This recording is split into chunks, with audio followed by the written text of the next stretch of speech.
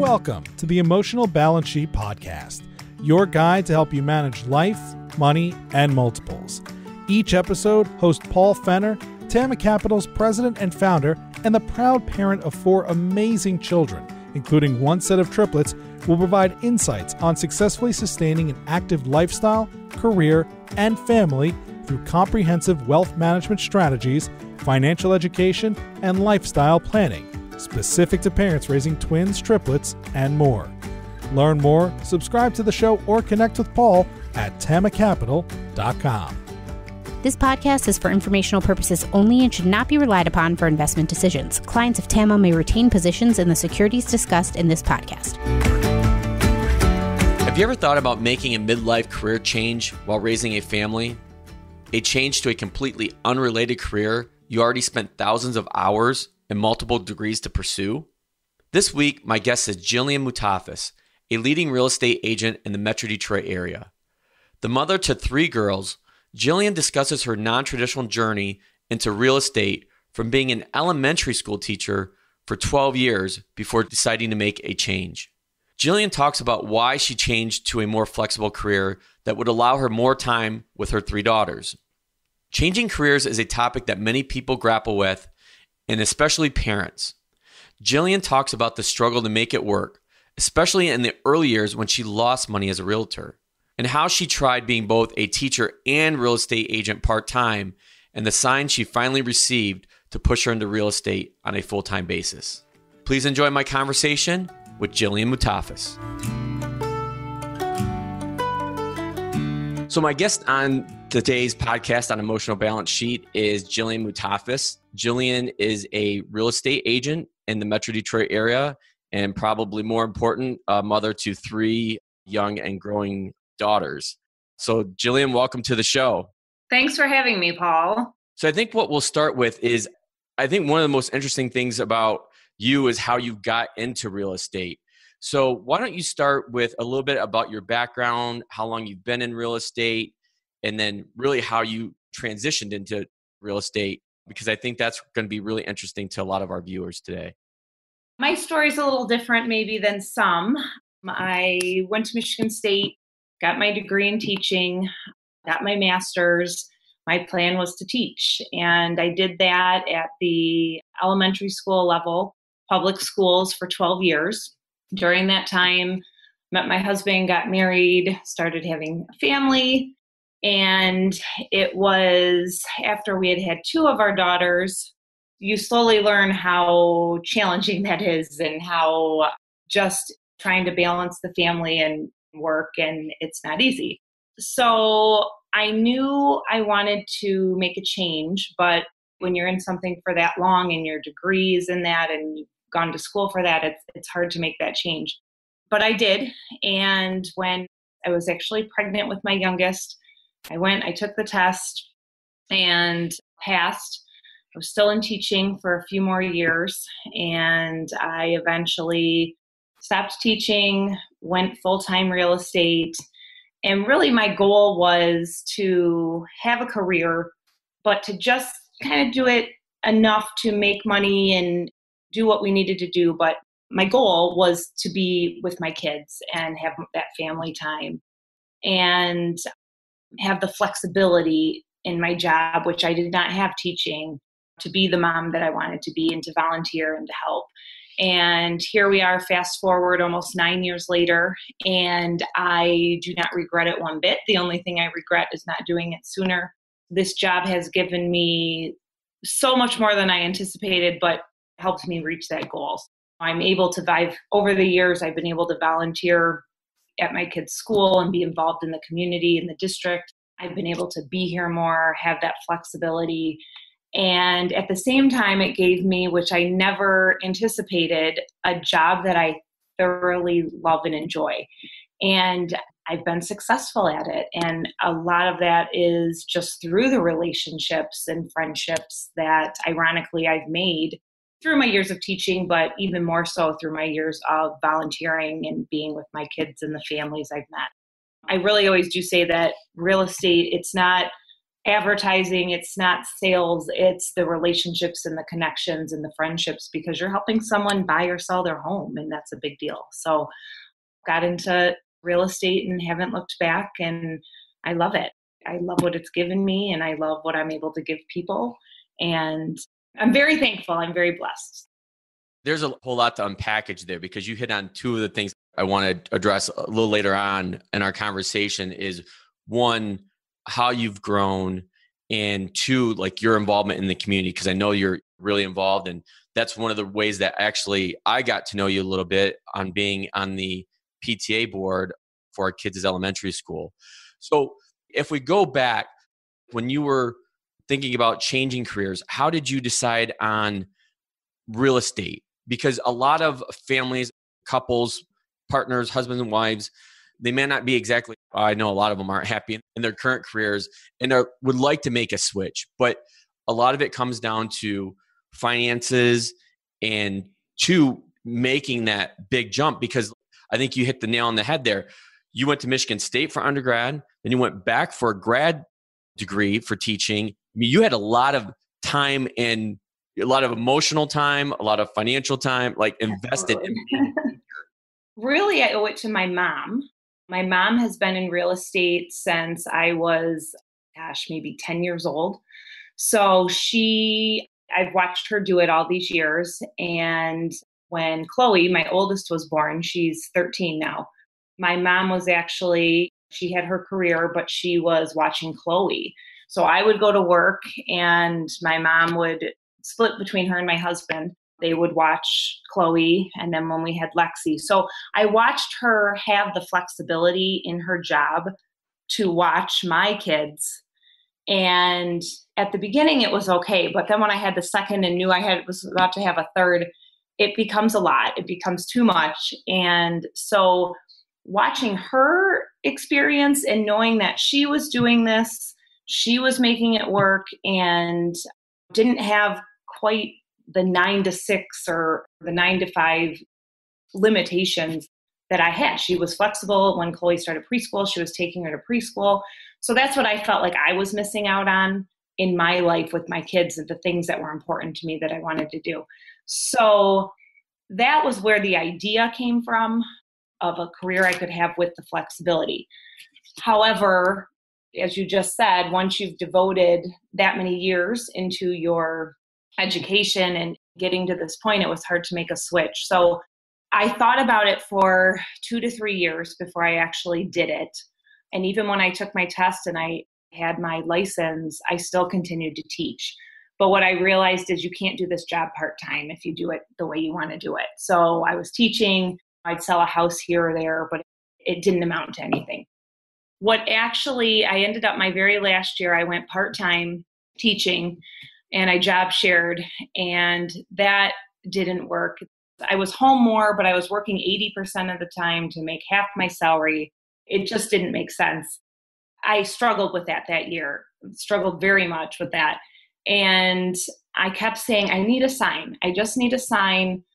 And I walked in January, one day after school, our superintendent announced that we all needed to meet in the library at the end of the day. And I walked in and he announced that our school was closing. They were redistricting. They were closing 2 of the schools in the district, and mine was one of them.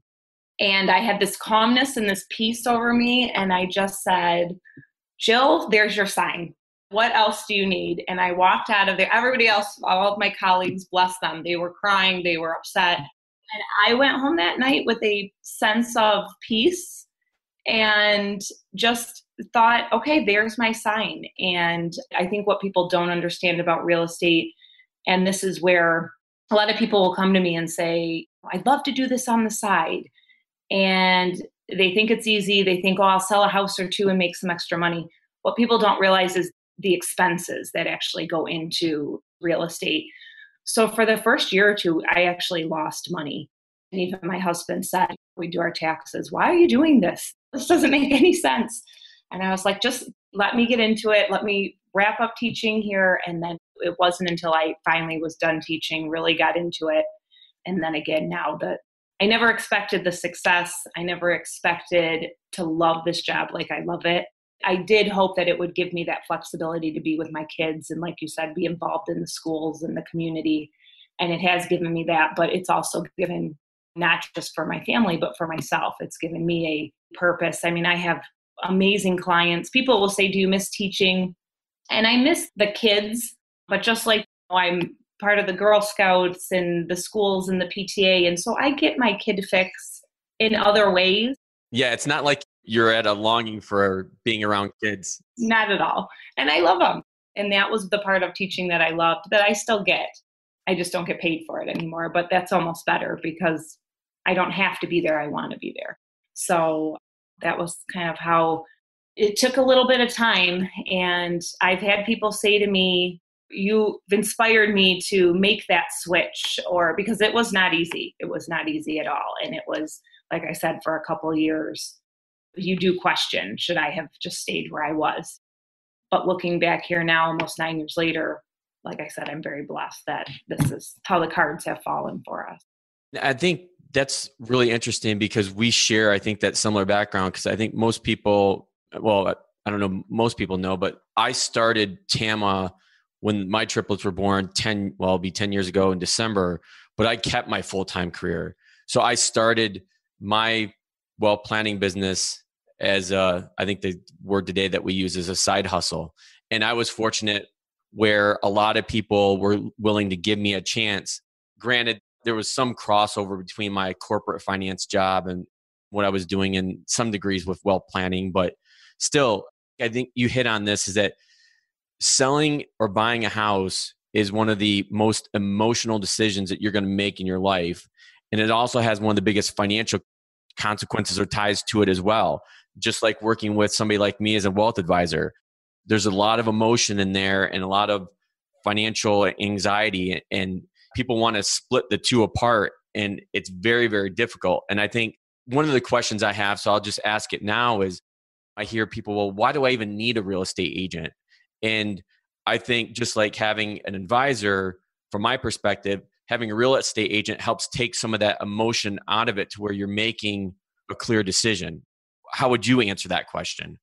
It's funny because over the years, you do have people that say, oh, I'm going to try this on my own and I'm going to see how it goes. And just like you said, this is not something that people do in everyday life. And so there are a lot of behind the scenes decisions and things that are going on that if this is not what you do every day, you don't know. There is a statistic out there, and it fluctuates, but you actually end up getting more for your house when you hire an agent because, for lack of a better term, they know what they're doing and you may not. So when you hire somebody, you're getting their expertise. I mean, especially looking at this market right now, I mean, who would have thought a pandemic would hit and the real estate market would take off? And so home sales now are on the rise. And I have several clients, I mean, buyers, you have to be ready and you have to act fast. So if you don't have someone there advising you, kind of thinking outside the box of how to get your offer accepted. I mean, I can't tell you how many deals over the past summer or fall where my clients have been up against 5 to 10 to a dozen offers.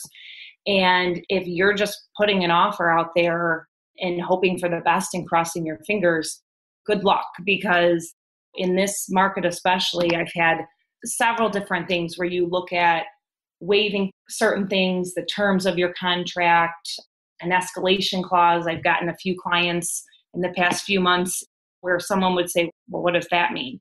I mean, an escalation clause is where you basically tell the seller that you will trump somebody's offer by a certain amount. We always cap it, but up to a certain amount. And I can't tell you how many times that has worked and my clients walked away with the house. So just those little things that somebody might not know or understand, and that's on the buying side. On the selling side, the little things that you can do to market your house that the everyday person doesn't understand or realize. I mean, even photographs. I look at Zillow and the people will go in and take their own pictures. When you hire me, I pay a professional photographer to go out and take pictures of your home. And no one's going to buy your home unless you get them out there in the first place. So just those little things that do make a big difference, and having someone there to guide you. And I can think of a couple this summer too that said they thought the house was priced too high and they were up against multiple offers. We got it. And they said, is it too much? And by the end of that sale, I mean, she was thanking me profusely. We would never have gotten our dream house. And at the end, it was $6,000 more. And she's like, but we got it. And like you said, it's an emotional decision. You're not buying a pair of shoes. You're not buying a blouse. You're buying a home. And it does take that emotion out, and it can be make it or break it when it comes to selling or buying a home. We've talked about this over the years as we've known each other about the trends in real estate. And I think that's one of the fascinating things with this whole pandemic is how we went from like home ownership declining because of a lot of it gets thrown on the millennials not wanting to buy a house and have families and things like that because of reasons within or outside their control. A lot of it ties back to the amount of student loan debt that kids are taking on these days. But it's like we've done a 180 with this pandemic where homeownership is now approaching record highs again, which is just amazing.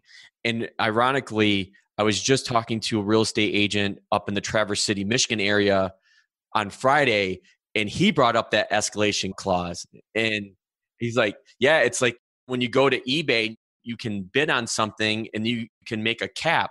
I'm going to bid $50 on this thing, but I have a cap of 100. That's basically the escalation clause. Not many people do that or know about it. I mean, even agents. And that's the thing. I mean, you really need to have an experienced agent, an agent that is there for you, that knows these ins and outs. And there's a lot of other things too. I mean, that's an example, but even waiving an appraisal. Now, if you're mortgaging the home, you can't necessarily waive an appraisal because the lender requires it, but you can say, I'm willing to go this far over what it appraises at. And most of the times, 9 out of 10 times, they don't have to because the house actually appraises. And that's, again, where I would explain that whole concept to my client. You probably won't have to go over. But if you're offering the same amount that somebody next to you is offering, putting it in writing that you will do that if that happens could get you the house. And coming back to it, if it does happen, is this house worth $5,000 more to you? Yeah, most of the time it is. So just those little things to just be aware of, where, again, for your everyday person, this is not something they do every day and they don't fully understand what that means or what they're signing. I want to ask 2 questions when it comes to marketing your house. So first, let's start with you're the seller. Walk us through a few key things that as a seller, you're advising homeowners to do. Then on the opposite side, when you're the buyer, what 2, 3, 4 things are you advising your clients to look at specifically? So let's start with the seller. Like, I'm selling my house. What do I need to get this thing ready to get the amount that I want from it? So usually I set up an appointment and it's simply to just walk through the home. The number one I would say is for people to declutter their house. And we all have lives. Like you said, you have 4 kids, I have 3. My house, I have papers on the counter. I have this experiment that my 8-year-old did yesterday that's on the table. You have stuff in your house. The reason model homes show so well is because nobody actually lives there. So we know that. That's a great point. It is. Nobody lives there. There are not school papers on the counter. There are not experiments going on, clothes on the floor. But in real life, that's how we live.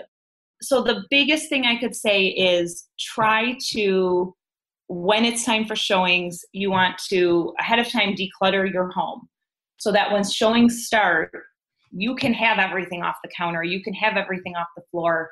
Minimize your furniture. Minimize even your decorations. Just simplify. I have people many times that, especially if you're moving anyway, you're going to have to pack up your house.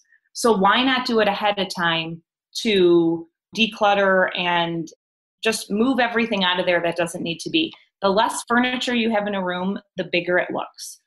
If you have a love seat that never really fit in the room, but you love it, this is the time to take it out. And again, if you're moving anyway, you're going to move it eventually. So take it out. So that's the first thing, is just declutter, declutter, declutter, simplify, get rid of things that you don't use, get rid of things. People will open your cupboards too. People, they want to know their space. How big is the linen closet? Do I have space for my towels? So just organize, declutter like you never have. And that's probably the number one. The other thing is maintenance. When somebody comes into a home, you would be amazed at what people think are red flags. And again, this is, I guess, the advantage of having an agent with you, where someone might say, oh, look, there's been water damage in the corner. And you say, no, that's simply nail pop here. You can see the nail pops here and here. It just wasn't patched and it wasn't done correctly. And now this is what you see. But people aren't experienced in that and they don't always know. So anything like that, walk around your house and really examine things that somebody might see. For example, a nail pop in a corner. It would take you half an hour to just patch it, paint it, make it look okay. But that might be something that someone thinks is something more. The roof is leaking or it's water damage. And that's one more thing as they're walking around the house. Doesn't mean they necessarily won't buy it, but it's one more thing they're adding to the list of negatives. So if you think of it like that, if somebody's walking through a house, they want to know that it's been maintained. So if you have a faucet that's leaking, fix it, because it's going to come up in the inspection anyway, and you're probably going to have to fix it then. So why have it leaking when somebody's walking through and touring your house for the first time? Because that can send a red flag. Oh, well, something breaks and they don't necessarily take care of it or they don't fix it. People want to know that this house has been maintained, and that's huge. While they can't walk in and know that automatically, those are the things that are the weeds in the front yard. Have those been, so just all of those little things where you think, well, that's silly. Like, is somebody really not going to buy a house because there's weeds in the front lawn? No, but possibly if there's enough of those things where they think, oh, these people really are not maintaining their home. It's the perception. It is, absolutely. So, I mean, those are definitely the largest things. People will say to me, should I redo my kitchen before we sell our house? Should I put 40 grand into my kitchen? And my response is always, okay, will your house sell faster and sell for more if you redo your kitchen? Yes, 100% it will. Will it sell for 40,000 more? No. So that's where I come through and we sort of talk about what are the things that, how are you going to get the most bang for your buck? If you're going to redo your basement and you're going to do it 5 years before you move and you're going to get time and joy out of it and use it, then great, do that. But if you're really doing it right before you sell, sometimes there are things you can do besides, like I said, regutting a whole kitchen. Maybe you paint the cabinets or something like that. So when people walk in, it looks nice, but you didn't just sink 40 grand into a kitchen and then you might sell your home for 15 to 20,000 more. And again, if I had a crystal ball, this job would be a lot easier, but you kind of make that call and decide with the seller. It's never a bad idea. If your carpet is worn, carpet is something that I usually do say yes, unless you can just have it professionally cleaned and get the same result. A fresh coat of paint, there is something about walking into a house and people will say, well, they might not like the color I choose, so I'm not going to waste my time. But then people walk in and there are holes everywhere and gouges in the walls and things like that. So again, it comes back to that maintenance issue. If you go with neutral colors, there's never a time where I would say painting your house is not going to benefit you in some way. Again, it's usually house to house, you kind of walk through and discuss. And then the biggest thing is pricing it right too. And that's where having someone to guide you in that, because I will tell you many times, if you price your house correctly, you are going to walk away profiting more than you would if you put it up too high and then it sits and it's too high and you end up having to drop it. And that's a discussion that I always have with my clients. because people don't, well, let's just put it up, and if it doesn't sell, we'll drop it. Yeah, you can do that. But in the end, if you had just priced it where you wanted to be, you might have multiple offers and have well over what you're going to make if you, rather than pricing it too high to start with. So that's, again, having somebody to sort of guide you in that and look at the comp, someone that really understands what they're looking at. Yeah, I feel like I see that over and over in just the neighborhoods that I live in. I'm sure you live in a similar neighborhood as well. Like, the ones that are priced right because they're on the market for like days, not weeks. And they sell for more. And I think one thing too, between buyers and sellers, when you go to sell a house, you think about what you've put into the house, what you've done to the house, the improvements that you've made. When you're purchasing a house, you're looking at, what do I still need to do? You're looking at two totally different things. And that's where having agents to kind of come together and say, look at it from this perspective. Because yes, you could say, I did the landscaping, I did the deck, all of this, I put all this money into it as a seller. But the buyer's coming in and saying, but the kitchen needs to be redone and the bathroom needs to be done. And so it's just, you're looking at it from two very different points of views in the same house as a seller or as a buyer. That's a good point to make because you're just coming at it at different angles, obviously. So let's go to now you're the buyer. What are the two or three things from a buyer's perspective that are critical? So first and foremost, have your pre-approval. And this is something that sounds so simple, but people call me all the time and they say, I want to start looking. And I will say, okay, have you talked to a lender yet? And they say, well, no, I want to start looking first. You really need to talk to a lender because they're going to guide you. You might have a number in your head of what you can afford. You might be very off. A lot of times people are on target, especially if they've bought other homes and they know what they're looking for.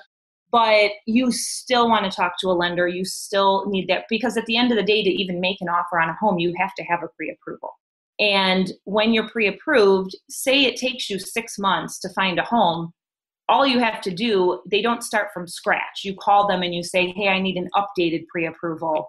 And it takes 5 minutes instead of 4 days. So you just need to be ahead of the game in that. Have your pre-approval so we're not wasting my time, your time, the lender's time once it comes through.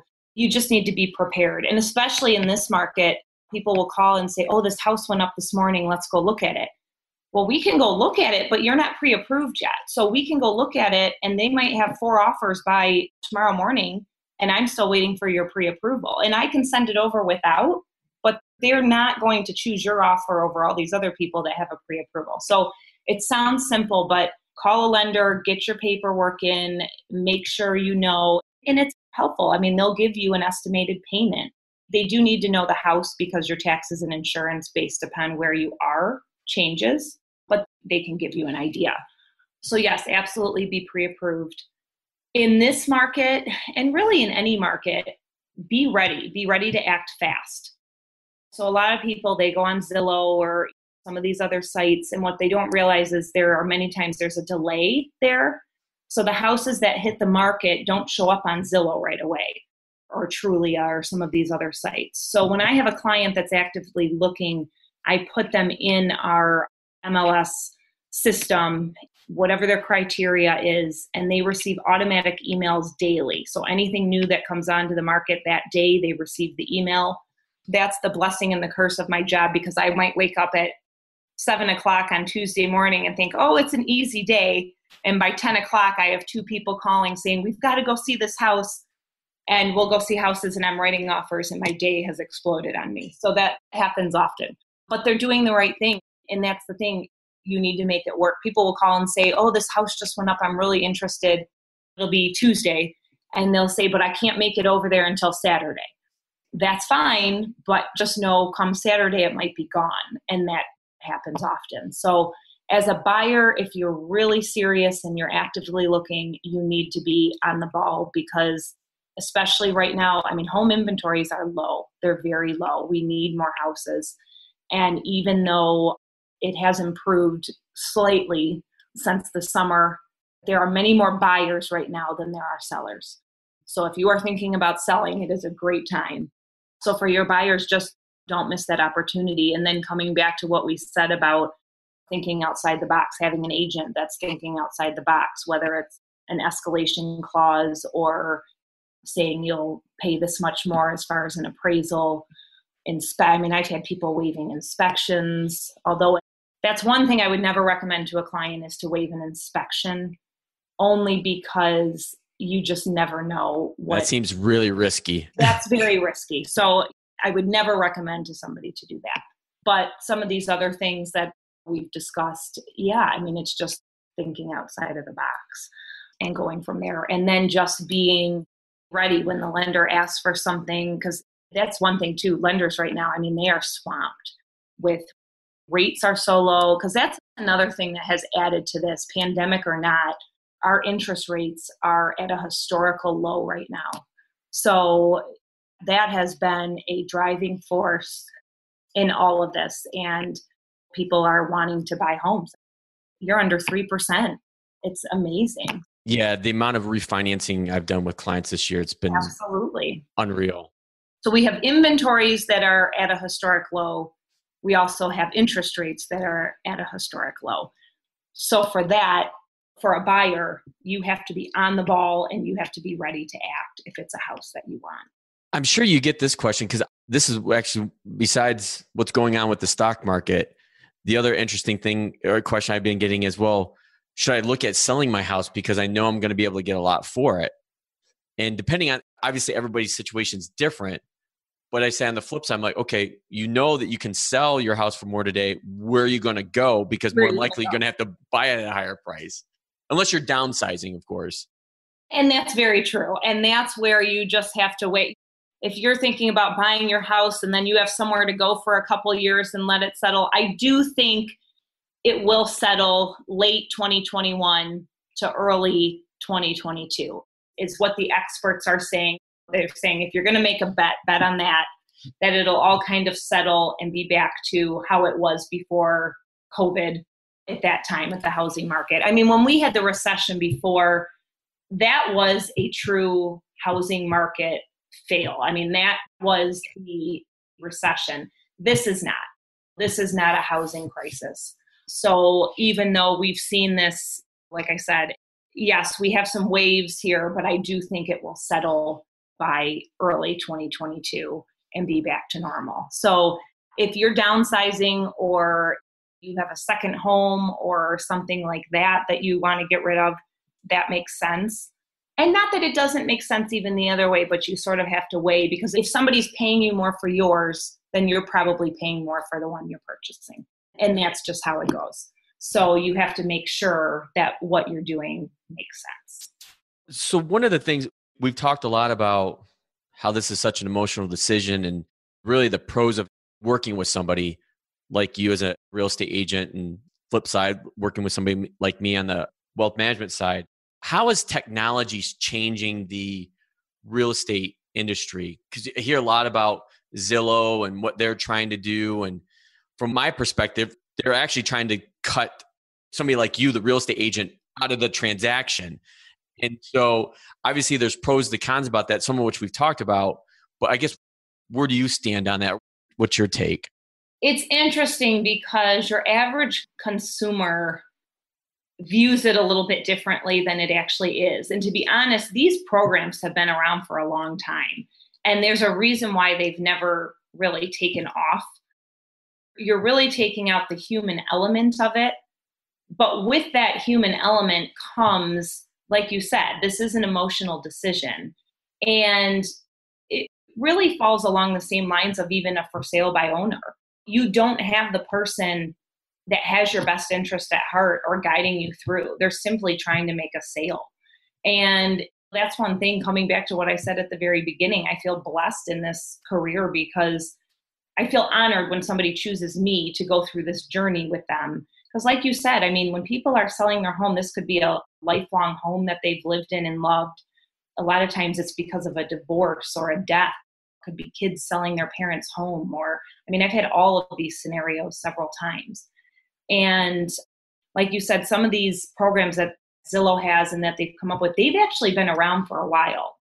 I think Quicken too has something now that they're doing. At the end of the day, what people don't realize is when you hire an agent and you hire a broker, you're paying a percentage, but a lot of the extra costs that come with you when you do these other programs are already embedded in that. So a lot of your title work and all of that is already there. Same thing for sale by owner. When you go and you sell something for sale by owner, people say, oh, I'm saving this. But what you don't realize is you're saving this, but you're paying all these additional things that come with having an agent. So it's definitely not apples to apples when you're comparing these programs. And like you said, I mean, the biggest thing, 99% of my business is referrals and connections and people that know me personally. And I will take care of you from the beginning to the end. And people come back and they send their family and their friends to me. And that's the best referral I could have. I guarantee that's not happening. Oh, Quicken, they were great. It's just not the same. I liken it very similar to our industry where what's called a robo investor, they've been around for years. And I know 2 or 3 years ago within our industry, there's a lot of talk of how these robo investors were going to drive human wealth advisors such as myself, like out of business. And it's actually gone 180 degrees the other way because of what you just mentioned is that I don't know how many times we said the word emotional today, but it goes back to that factors where somebody like you or somebody like me, we help take that emotion out of this life event, this life transition. Like you just mentioned, you're dealing with people who are going through a divorce, a loss of a loved one, very similar to what I do. And that even heightens that emotional sensitivity around those life transitions. So that's kind of been my take on this too. I'm like, I think it'll be a really long time. And I don't ever see like real estate agents necessarily like going out of business, just like I don't see wealth advisors going out of business either, because humans are humans. They're going to want that human interaction.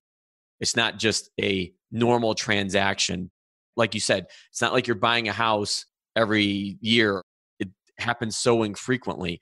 And that's one of the things I talk a lot with my clients about is that helping them through the big transactions, the big transitions, because that's where it's really life-changing. It's not the $5 that you spend at Starbucks every day, buying a house, deciding to get married, going through divorce, things like that, changing careers. Those are the big things. Absolutely.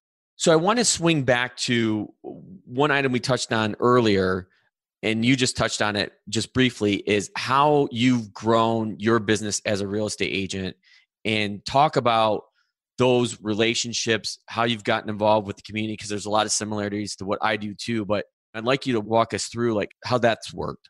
And it's funny because as you were saying that, I remember this conversation we had a few years ago when we were just starting to get to know each other and kind of talking about that. And like I said, I mean, 99% of my business is connections, relationships, and referrals. I mean, I don't do a whole lot of, I do next to nothing as far as advertising because I don't need to. I just have the connections and the relationships. And I think when you take away, I'm really not in this, and you can testify to this, and people that know me well, I am not in this to make a sale.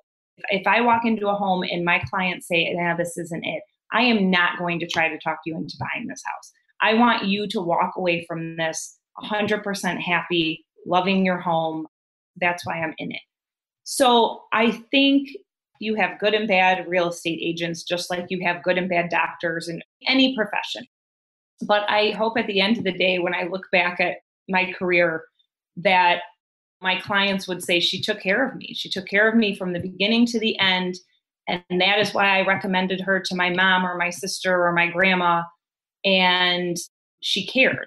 Like I said, I am not in it to make a sale. I mean, yes, that's my job. And when we're in a deal, I'm going to work my darndest to make sure it goes through and make sure everything happens.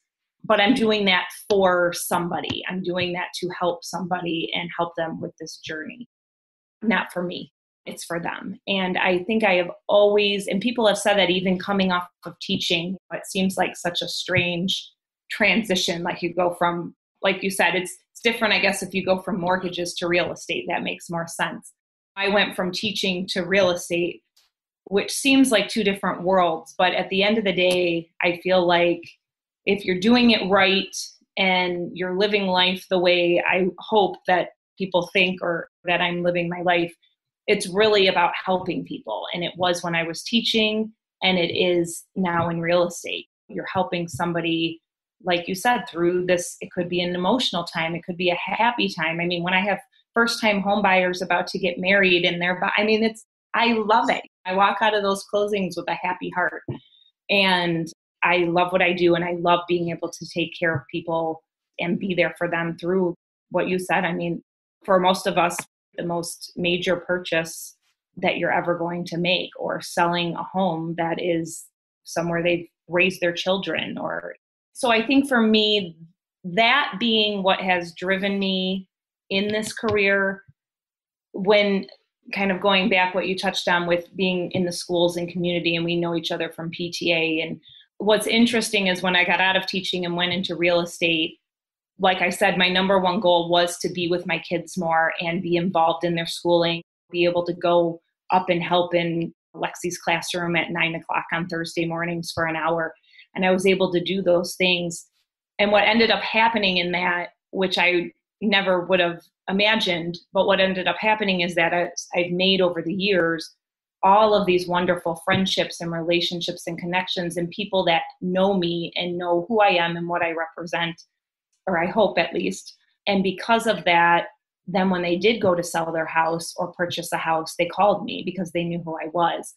So ironically, what ended up being my goal of being with my family more because of this, in this job, or switching careers to be with my family more, that element of it has actually given me, I believe, the success of the career. So it kind of comes around, and I guess I just never imagined that being the case, but I'll take it. If you're good to people, I think it comes back to you. And I do feel like that has helped me. Same thing with you. When you're good to people and people see how you live your life and raise your family, and they support you and you support them. I think what's really fascinating about what you just explained there is how unintentionally you had planted these seeds all these years ago, and then it just naturally happened. When I was going through job transition, one of the people that we know similar is Scott Capeller, and he was on our very first episode, and I'll link to that in the show notes, but he talked about how he went through this loss of a job and transition. And I went through something very similar in my corporate career.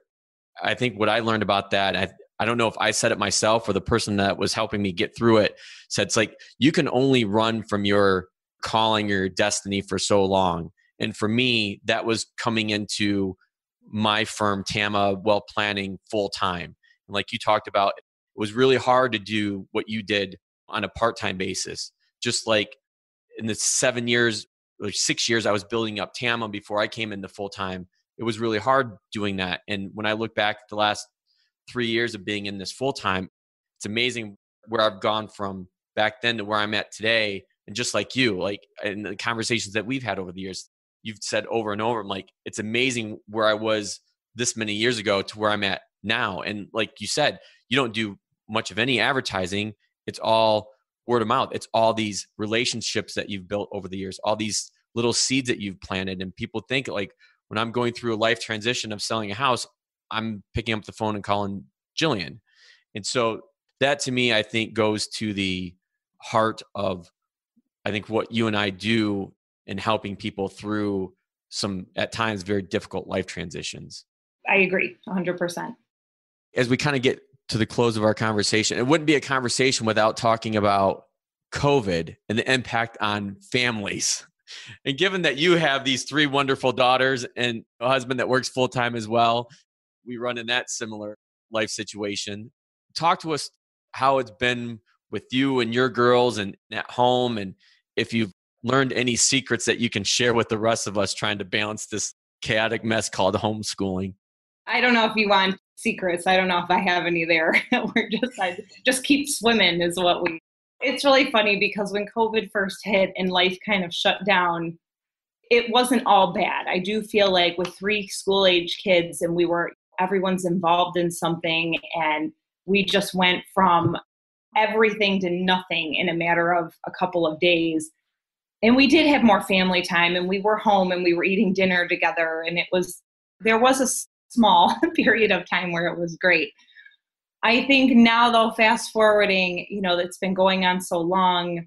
And now I think it's more, yes, I mean, the everyday of homeschool, or even this summer, like, what are we doing? Because even though my job is flexible, it's still there. It's still a job. It's still demanding. Still there. And I can't be sitting here from 9 to 4 doing this. And I have 1 in middle school, 2 in elementary.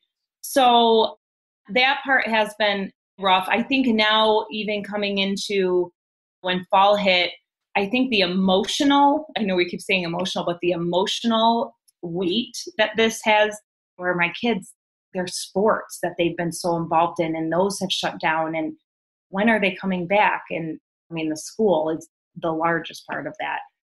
I don't see a light at the end of the tunnel. And I think that's what's so hard in all of this, of like, if you gave me a date and said, this is when this is over, I would be able to handle this much better than I'm handling it right now. But I think, with not going into the nitty-gritty decisions that we've had to make, but I've done different things for each of my daughters.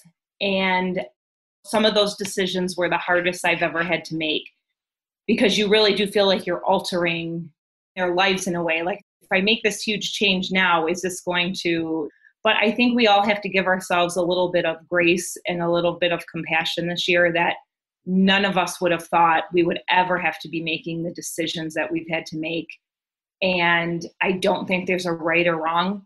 And I think even though we're all maybe in the same river, we are definitely not all in the same boat.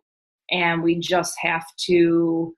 The world could use a little more compassion, and everyone has to do what is right for them. And because this is not something that our parents or grandparents nobody has ever had to deal with. I mean, it's a joke of 2020, is it almost over? And I mean, it's just, I think for those of us with school age kids, managing the work and all of it, it became, I know for myself as a working mom, feeling like, oh my gosh, I can't do anymore. And then this hit, and it was sort of like, you don't have a choice. You have to do it.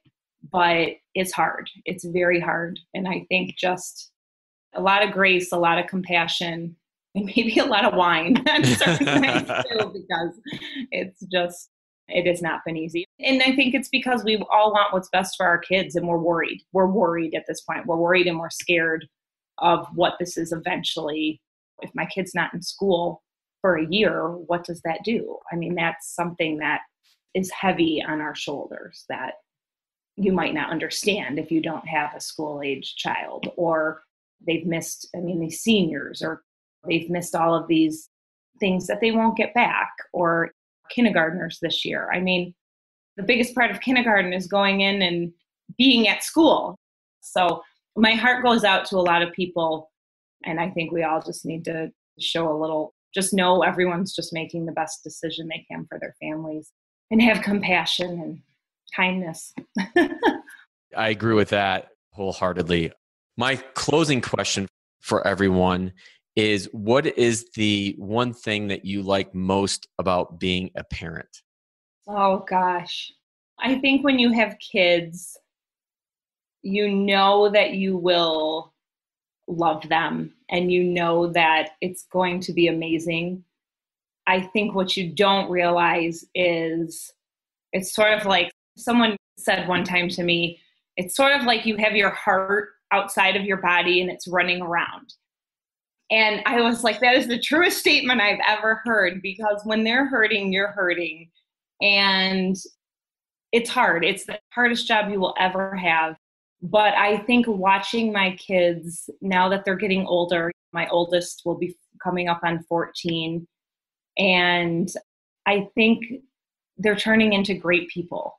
And I think there's nothing more I could ask than to watch that happen and hope I had a part in it. Because some days are, especially during all of this, parenting is not for the faint of heart, that's for sure. But I love looking at my daughters and seeing who they are and who they are turning into. And that makes me happy. That makes my heart happy. So I hope I've instilled the right things in them. You want them to grow up. Yes, you want them to be successful, but above that, you want them to be happy. You want them to be good people in society and I guess be happy. And that's what I see. And I hope that's. Well, I know you and Moreno, your husband personally, and you guys are both great people and great parents. So I know your girls too, and they're going to be just great. So, well, right back to you and Teresa. I think that was a great way to wrap up our conversation. Jillian, I can't thank you enough for spending the time with us on the Emotional Balance Sheet podcast. Absolutely. Thank you. I'll link some notes in the show notes on how people can reach out to you if they're interested in getting with you as a real estate agent. But thanks again for being on the show today. Absolutely. Thank you so much. And even if anyone ever has just questions, I'm always here. So thanks so much, Paul. I appreciate it. Thank you for listening to this episode of the Emotional Balance Sheet Podcast. Please visit tamacapital.com to subscribe to this podcast or to connect with certified financial planner and registered investment advisor Paul Fenner of Tama Capital. And please join us again next time on the Emotional Balance Sheet Podcast.